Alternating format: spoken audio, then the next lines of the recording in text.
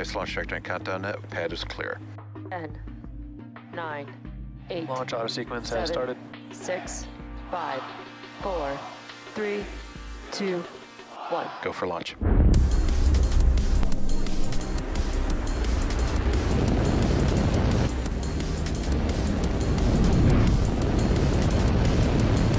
Vehicle is supersonic. Stage separation confirmed. Dragon, separation confirmed.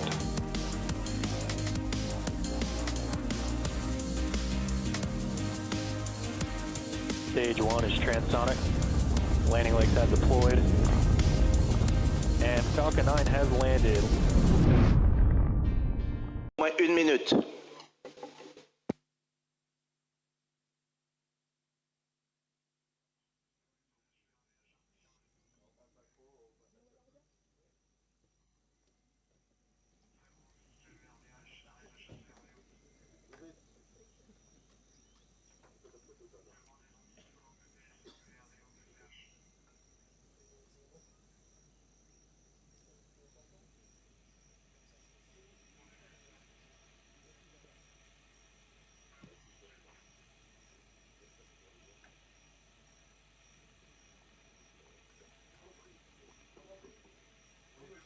À tous de DDO, attention pour le décompte final.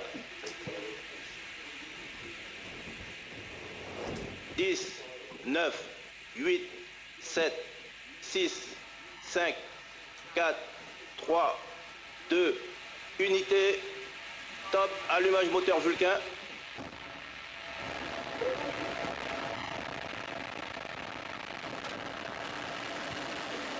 Allumage 2 EAP, décollage.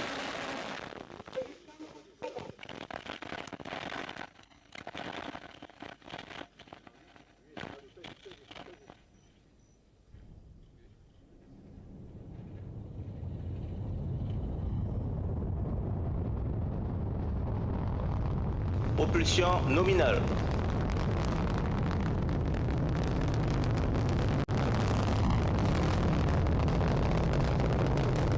Tous les paramètres à bord sont normaux.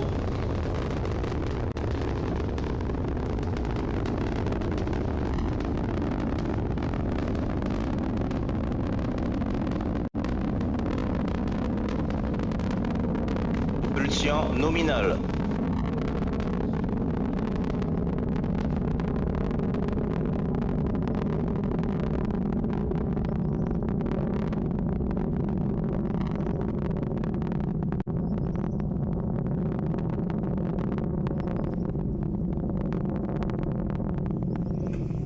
Syracuse 4B and Heinrich Hertz satellite blazing a trail on board the last ever Ariane 5 across the equatorial skies, and we can hear the rumble of her engines as she flies over. It's very impressive, and we are, 11 kilometers from the pad, and the delay of the vibration is a bit amazing. We cannot get tired of it, and we have a very good view of the launcher right now. Nominal. He's telling us that the trajectory is nominal, everything is going according to plan. 1 minute and 56 seconds into the launch. Fantastic view of Ariane 5. Well, we have a very good view. I'm sure we will see the booster separation with the camera. Nominal. So the propulsion is working perfectly, nominally, as we say in the space jargon. And here we will see the booster separation. Yeah, we see it. Séparation de 2 EAP. Wow. And we have confirmation from the range operations manager. Look at this. That's absolutely amazing. Those two boosters on the right and the left being jettisoned. The white dot in the middle, the Vulcan engine. So they are providing 90% of the overall thrust. And so they have been jettisoned. They are 240 tons each. The launcher on the ground was 771 tons. And we don't need them anymore, we're shedding weight. So everybody is completely nominal.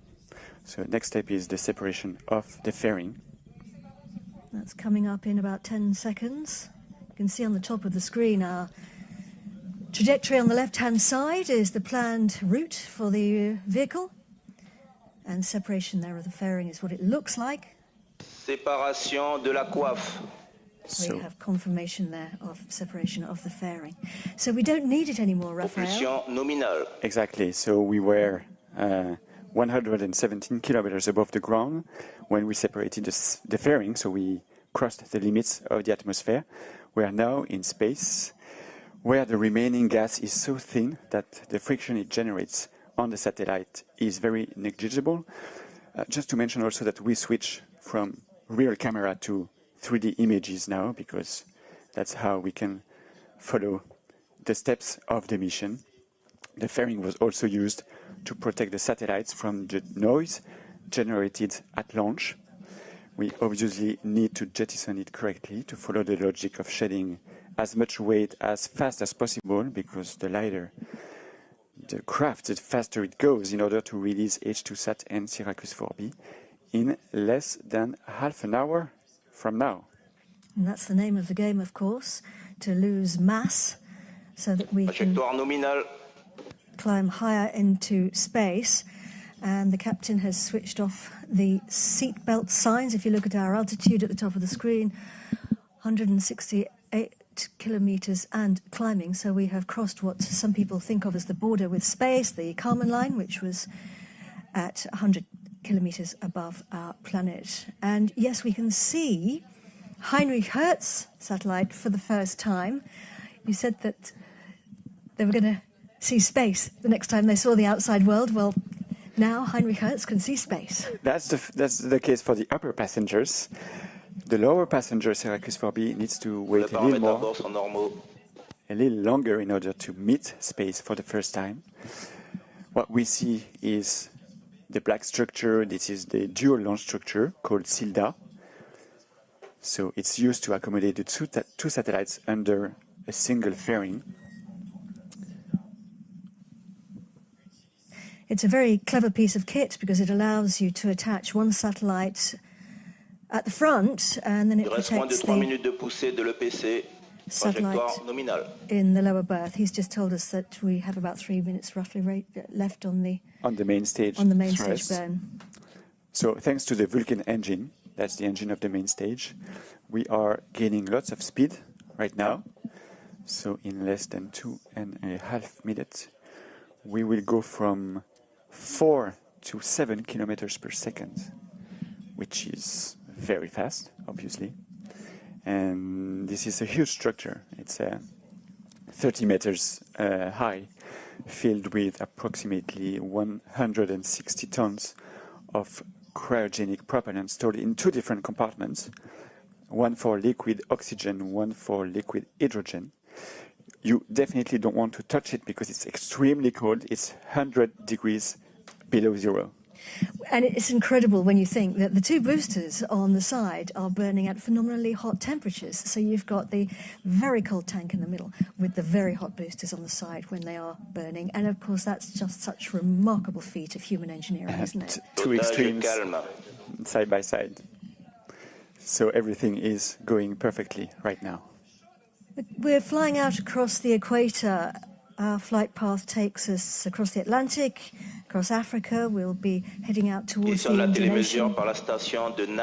And he's telling us that we have now picked up the signal at the ground station in Natal, which is on the northeastern coast of Brazil, and we're tracking the launcher using telemetry.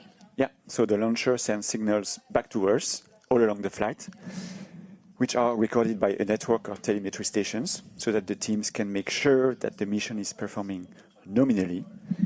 Again, that's a word that we will hear very often during this flight. It's like a relay race with one telemetry station passing the baton to the next one. By the way, the trajectory today is a little bit different than usual. We will release the telecommunication satellites on an orbit with an inclination of 3 degrees. With respect to the equator, instead of 6 degrees as it's usually the case for this kind of missions. So it will be easier for the satellites to reach their final geostationary orbit. We were able to do so because we had some remaining performance on Ariane 5, and when we have some margin, we just give it to the customers. And so the first station to pick up the signal was Galileo here in Kourou. Now it's Natal, and then we will have other stations all along the flight path. Coming up on the next sequence of events.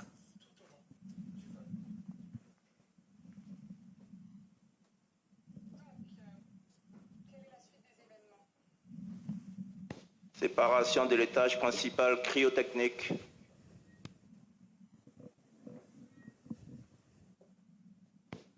Allumage de l'étage supérieur cryo. So he's just announced and confirmed a sequence of 3 very important and very delicate events there. Yes, so the extension of the main stage engine, the successful separation of the main stage from the rest of the launcher, and just now the ignition of the upper stage. It's super important step because, you know, there are 3 engines on the rocket, 4 engines, sorry, 3 are ignited on the ground, and this is the only one which is ignited in space at 200 and almost 40 kilometers of altitude. So it's a very delicate operation, and it's imperative that we succeed in order to continue the mission.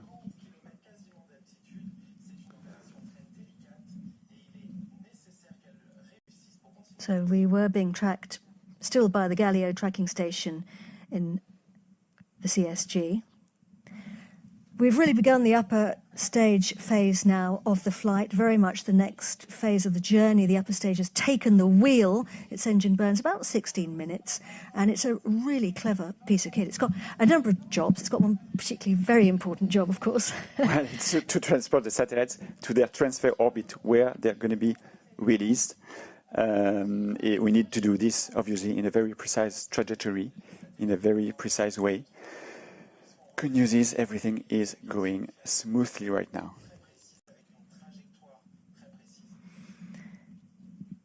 Let's have a look now at Space Team Europe.